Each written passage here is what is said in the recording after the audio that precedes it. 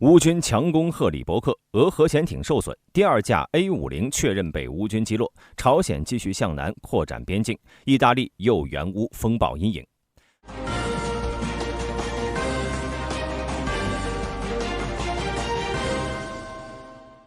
随着北约军援以及后续援兵的抵达，乌克兰在哈尔科夫方向已经逐渐开始转守为攻了。6月17号，乌克兰军队向哈尔科夫州利普奇北方的赫里伯克村发动了迅猛的进攻。这里是利普奇方向的关键战略要点。早在俄乌战争爆发之前，俄罗斯就试图利用领土纠纷将该地区纳入俄罗斯的版图。在5月15号，俄罗斯国防部声称他们控制了该定居点。如今乌军为了切断利普奇俄军的后路，就必须要拿下这一定居点。从俄军公布的一段视频中，我们可以看出乌军已经拿下了外围阵地，并在村内展开进攻。乌军士兵训练有素，明显不是预备役，知道依托地下室躲避俄军炮火袭击。在视频中，2名乌军是依托手榴弹和有利地形，让包围他们的俄军无法再进一步。但很可惜，乌军后援不足，俄军眼看攻坚不成，便使用反坦克导弹攻击了乌军所在的位置。同时，该地区俄军也在利用无人机试图负隅顽抗，至少有1辆乌军的 BTR-4E 步战车被柳叶刀摧毁。我们都知道，俄北方集团军极度缺乏装甲，步兵只能利用摩托车移动，而乌军呢，则可以使用步战车，这进一步说明了该地区俄乌的兵力差距。而乌克兰方面呢，并没有发布城内的视频。从乌军无人视频当中可以看出，整个村庄都笼罩在硝烟中。同时，远处有一门不明身份的机炮正在使用夜光弹疯狂的射击。考虑到它是从村外对村内进行攻击的，可能是乌军的步战车。而在6月18号，争夺战依旧在继续。第92突击旅阿卡留斯攻击无人机营指挥官尤里费多连科在广播中宣布，他们已经控制了赫里伯克。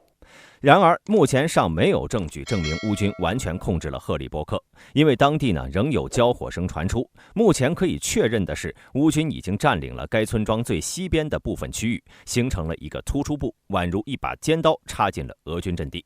从当前的战场态势来看，俄军在赫里伯克村的防御显然是遭遇了严峻的挑战。他们不仅在火力上处于劣势，而兵力和装甲的短缺，让俄军在战术和战略上也没有什么可以玩弄的花样了。如果乌军保持现在的进攻状态，那么至少在1个月内就能完全控制赫里伯克。然而战场形势瞬息万变，尽管乌军目前在哈尔科夫方向掌握了主动权，但俄军也逐渐在该地区加注了更多的砝码，因此乌军能否顺利夺得该村还尚未可知。目前基于现在的情况，大兵猜测乌军在下一步可能会调整他们的战术，通过多个方向的进攻来分散俄军的防守力量。同时，乌军也可以使用远程火力打击俄军的后勤系统，使固守该地区的俄军孤立无援。而俄军则可能利用他们的火炮优势对进攻的乌军进行拦阻，也可能会调动更多预备队增援该地区。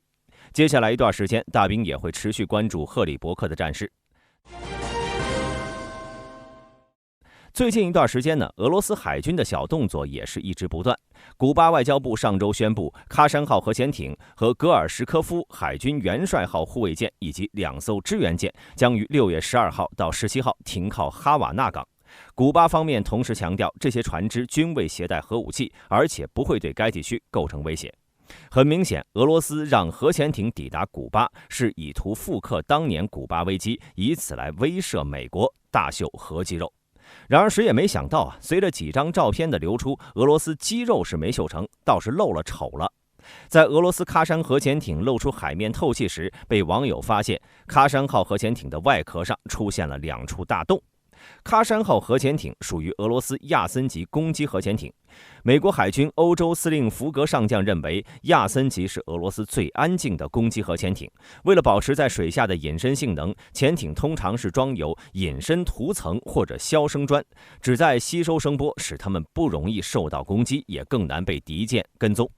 所以一旦这些消音砖脱落，潜艇的隐身性能就会受到直接影响。荷兰数学科学家马库斯表示，俄罗斯最新的喀山号核潜艇在访问古巴时分崩离析，它的隔音板正在脱落，这意味着这艘无声潜艇在水下可能非常响亮，并且导致它在声呐上亮起。同时，也有人看到俄罗斯潜水员在潜艇附近可能是为了修复这艘核潜艇。值得一提的是这艘潜艇只有6岁，看来俄罗斯工业品的质保时间真的是不算太长。除了喀山号，最近打了俄罗斯国防部脸的还有俄罗斯法院。6月19号，莫斯科法院对乌克兰第138防空导弹旅指挥官米克拉·德扎曼上校发出了逮捕令。该法院指责米克拉上校在2024年2月23号击落了位于俄罗斯境内的一架 A50U 空中预警机。之前，该事件被俄罗斯官方定性为友军误伤，俄罗斯自己使用防空导弹把珍贵的 A50以及50多名友军给打了下来。这次莫斯科法院为俄防空部队平反了，虽然俄防空老是防了个空，但总不至于把自家的空警机给打下来。那至于该法院发布的那一纸逮捕令，看起来更像是奖状，想必不久之后，乌克兰国防部的勋章就会随着逮捕令一同交到米克拉·德扎曼上校的手里。A50 由别里耶夫飞机公司开发，基于伊留申1276运输机。A50 的目的是探测、跟踪和识别空中目标，在进攻和防御行动中为友军提供指挥和控制。A50 的一个突出的特点是其大型的旋转罩安装雷达系统，可以提供完整的360度视野。这种雷达可以发现最远320公里外战斗机大小的目标。A50 由4台涡扇发动机提供动力，最高时速约为每小时800公里，航程约为7500公里。每架 A50 造价约为8000万美元。在俄乌战争中，一架 A50 被击伤，2架 A50 被击落，俄军是直接经济损失超过了2个亿。在 A50 被打之后俄罗斯很快就推出了新的预警机，就像 S400 被打之后，俄罗斯又推出了 S500 一样。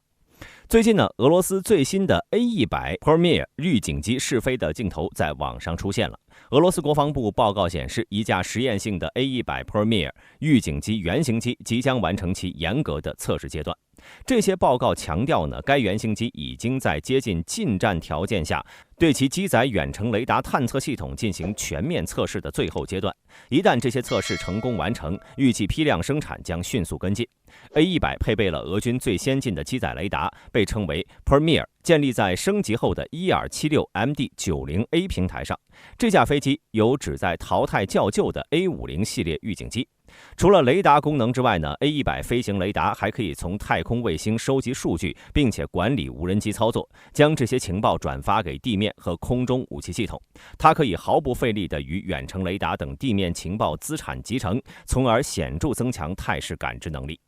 A100 Premier 被设计为一个多功能的空中指挥中心，能够在最远650公里的距离内同时探测和跟踪多达350个目标。那么接下来我们再来关注一下俄乌战线。在沃夫昌斯克，俄军加大了对谷料场地区的进攻，但乌军调来了海马斯，使用火箭弹攻击俄军阵地。现在沃夫昌斯克的战线并不是十分稳定，因为俄乌阵地最近的距离不过几米开外，一天之内阵地数次易主乃是常事。一名乌克兰士兵表示，俄军在沃夫昌斯克似乎十分焦急，急于击退该城市的乌军。在6月18号晚上9点到10点的1个小时里，俄军在该城市内投下了13枚炸弹，随后的1个小时又投下了6枚。这名乌军士兵表示，他从没有见过如此高强度的轰炸。同时，他声称俄军正在从赫尔松和顿涅茨克方向调集部队，重新部署到哈尔科夫方向。而在东线，俄军在托尔斯克东北部西维尔斯克方向取得了一定推进。最近的俄军攻势越来越分散，俄军可能会为了一个战略点在附近数十公里同步展开攻势，逼迫乌军分散兵力。这一特点在阿夫迪夫卡西部显得尤为明显。负责驻守该地区的乌克兰第59摩托化步兵旅新闻处处长谢尔盖·采科茨基少校表示，俄军正在采取小规模部队攻势，由5到9人组成攻击小组，每个小组是携带电子战设备。这种攻击方式除了可以躲避乌军无人机的攻势，同时这也使得乌军的战线拉得更长了。谢尔盖少校表示，在6月17号一天内，俄军在阿夫迪夫卡以西进行了42次袭击，其中有32次被乌军击退，乌军对俄军造成了300多人伤亡。总体来看，乌军在哈尔科夫州似乎投入了过多的精力。虽然乌军在哈尔科夫稳定局势，但在东线由于俄军的拉扯打法，乌军貌似有些首尾不得兼顾。这使得俄军取得了一些进展。但大兵认为，随着哈尔科夫局势的稳定，未来乌克兰可以使哈尔科夫方面军大举南下支援东线战事，届时俄乌战事将会有很大的改变。意大利计划将风暴阴影巡航导弹作为向乌克兰提供的新一揽子军事援助的一部分。意大利一家媒体对此进行了报道。意大利国防部长吉多·克罗塞托将于本月底向议会提交第9批军事援助，其中将包含一批风暴阴影航空巡航导弹。该国政府将于7月9号到11号在华盛顿举行的北约峰会上宣布转让新的国防援助计划。该媒体指出，将远程导弹纳入新一揽子计划，证实了该国总理乔治亚·梅洛尼在对乌克兰的军事支持方面的政治立场发生了变化。此前，英国国防部长格兰特·沙普斯在访问风暴阴影生产基地时表示，意大利已经向乌克兰提供了风暴阴影导弹。沙普斯表示，我认为风暴之影是一种非凡的武器，英国、法国和意大利正在准备在被占领的克里米亚使用这些武器。意大利在1999年下了第一笔风暴阴影的订单，根据非官方数据，意大利空军是收到了200枚风暴阴影。除了巡航导弹之外，这次军事援助还将包括 SAMPT 防空导弹系统。意大利外交部长安东尼奥·塔亚尼在6月11号公开证实了这一信息。对于乌克兰军队来说，这应该是第2天接收的。2023年初，意大利和法国联合用自己的组件组装了一套 SAMPT 防空导弹系统，并且将其移交给了乌克兰，以保护城市和工业设施免遭俄罗斯的多次导弹袭击。SAMPT 是意大利装备的移动防空系统，采用 Aster 30 Block 1导弹，其目标呢是用于拦截100公里以外的弹道导弹，射程可达120公里，可以同时发射10枚导弹，拦截多个目标。韩国风险分析单位 NKPOR 在6月18号通过卫星分析，朝鲜在2处将边境线跨过朝韩军事分界线。朝鲜新闻此前曾报道过，朝鲜自5月初以来呢，在非军事区内6个不同地区有所活动。但卫星图像和1953年停战协定地图现在显示，朝鲜已经清理了至少一条延伸到非军事区韩国一侧的道路，这是几十年来的第一次。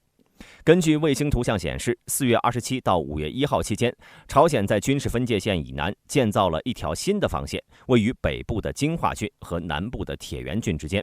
这条小路呢，似乎至少延伸了40米的山丘，到达了军事分界区的另一侧。延伸了近300米后，这条战壕再次转弯，回到了非军事区的朝鲜一侧。